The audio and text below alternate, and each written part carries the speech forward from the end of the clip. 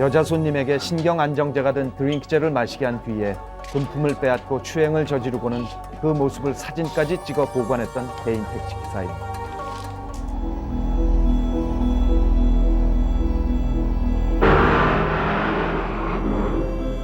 백화점 앞 주차장에서 모 대학 교수 부인을 납치, 금품을 요구하다 검거된 피의자.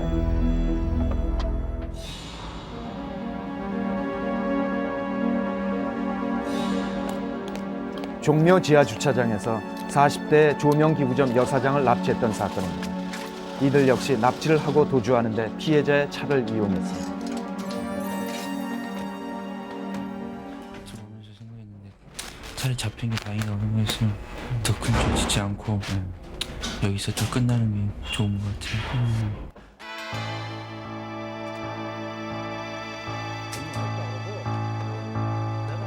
아파트를 얻어놓고 합수까지 해가며 강도짓을 저질렀던 피의자들.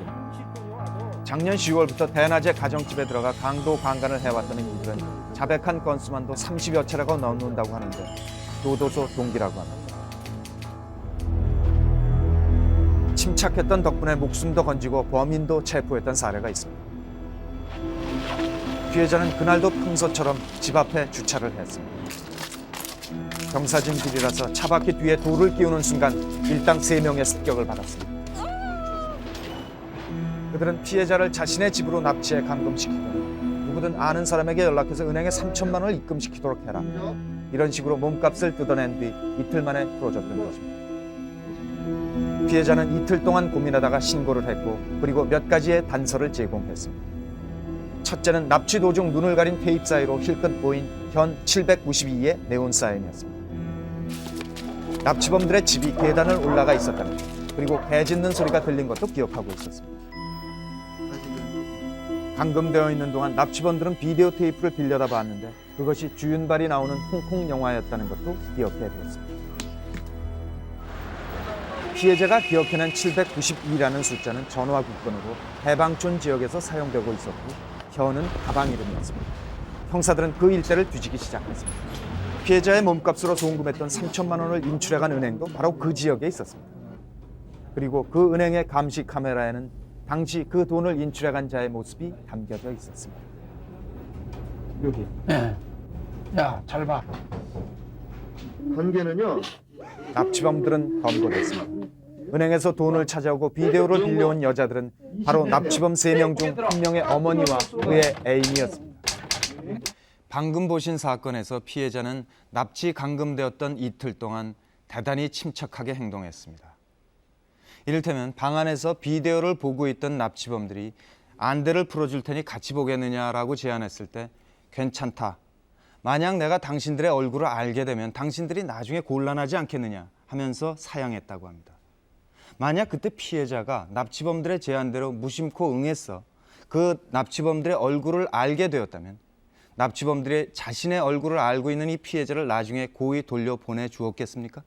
그 납치 같은 거를 당하셔서 풀려나셨다. 그러면 경찰에 신고를 하시겠습니까? 못할 것 같아요. 다른 사람 나를 알아보면은 다 내 스스로가 그걸 원한 건 아니지만은 다른 사람들이 눈쪽이 따가워서 못할 것 같아요. 남들이 저를 볼 때 좋게 안 봐주잖아요. 그쵸?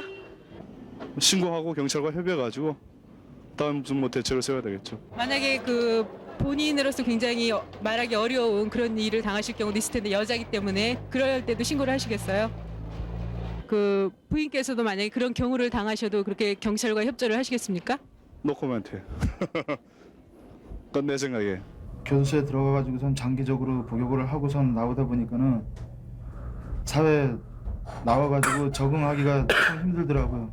저희도 열심히 했기 때문에 많이 그렇겠죠. 그거는. 그런데 그게 이제 부를 축적을 하는 게 어떤 식으로 그걸 했느냐 이런 부분도 있지만 또 어떻게 정치를 해서 우리가 서민들이 이렇게 못 살게 하고 자꾸 경제가 이렇게 나빠지느냐 이런 얘기도 했습니다. 그렇게 처벌했는데 그렇게 처벌은 왜 그런 강도짓까지 내가 할 생각도 안 했는데 어떤 이상하게 그렇게 뭐가 뒤집이 쓰였나 진짜 난 미치겠다. 오후 3시 5분경이었습니다. 조명기구 판매업소 대표인 김모 씨는 평소대로 종묘 지하 주차장에 차를 주차시키러 들어갔습니다. 앞뒤에서 달려든 일당은 3명이었습니다. 과도로 위협받은 피해자는 거의 아무런 저항도 하지 못하고 차에 태워졌습니다. 사업을 하는 피해자는 당시 은행 통장과 도장을 가지고 있었습니다. 이 사건에서 결정적인 역할을 한 것은 피해자 회사의 직원들이었습니다. 차를 주차시키러 간 사장이 밤이 되도록 돌아오지 않자 직원들은 납치됐을 가능성이 있다고 판단, 우선 주거래 은행에 지불 정지를 요청했습니다.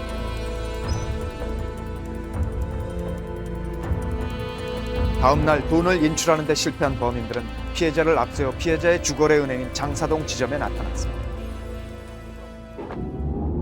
이 사건의 용의자들은 자가 운전자들이 조심할 점에 대해서 이렇게 주의사항을 일러줍니다.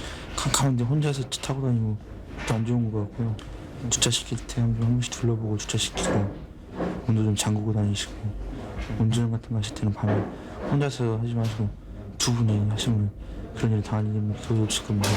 저희가 지금까지 해온 일도 다 한 명이었거든요, 대상이. 그렇지만 기회를 노리고 있는 범인들 앞에서 그저 조심한다고 해결이 될까요? 작년 말 여성 운전 면허 소지자는 서울만 해도 55만 9천 명.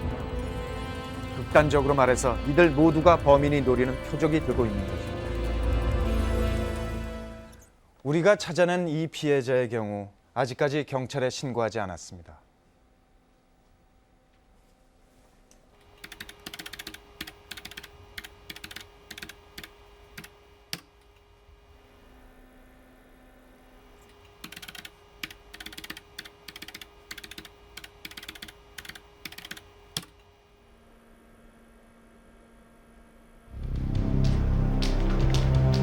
서울시경은 작년 9월 최근 급증하고 있는 여성 상대 강력 범죄에 효과적으로 대처하기 위해 여자 형사 기동대를 창설했습니다.